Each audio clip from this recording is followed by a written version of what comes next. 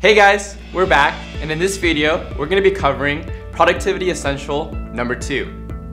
I don't know about you, but have you ever had that feeling where you just feel like you're so busy, you're so stressed, you're so overwhelmed, so busy that you don't feel like you have room or capacity to take on or do anything more, and maybe even so busy that you can't even do what's already on your plate? Well, we think one way to mitigate this feeling is by having a calendar. So what are the benefits of having a calendar? Well, one benefit is that you can plan ahead so that you know exactly what you have to do for the rest of the day or for the week. Next, having a calendar helps keep you on track. So if you scheduled and planned effectively, having a calendar can help keep you on track of the things that you've already scheduled to do and helps keep you up with what you've already prioritized.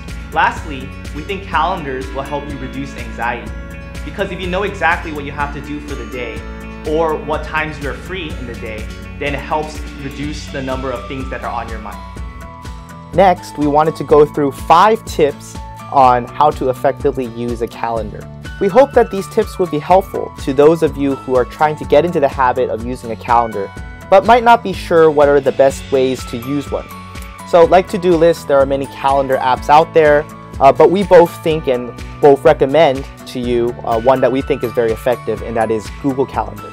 So tip number 1 is reminders or notifications. So just as an example, let's say I had a taco party happening next Wednesday at 7 p.m. So you can just click on Google Calendar and it will show up an event. You can name it there. And by default, Google Calendar actually schedules a notification that will trigger 30 minutes before the event happens, and you can change this time however you want.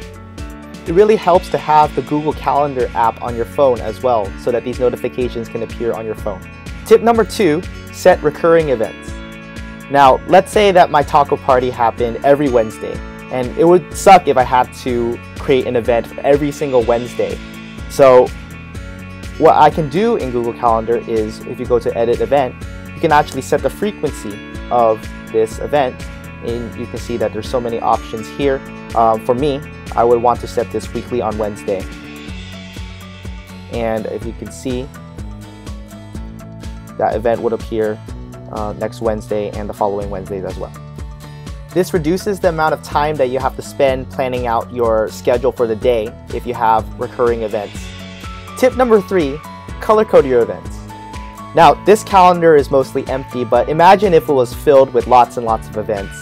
It might get overwhelming if they're all the same color. So one way to help you manage your events is to color code. So just as an example, let's say that right after my taco party, I had to write my essay. So let me put another event called Write Essay. And notice that these 2 events are different. One of them is a party, one of them is writing an essay. So this is just an example. I can color code these differently so that I can distinguish between the 2 events. So all you have to do in Google Calendar is to right click on the event, and then you can change the color to whatever you want, say green. And notice that this window pops up.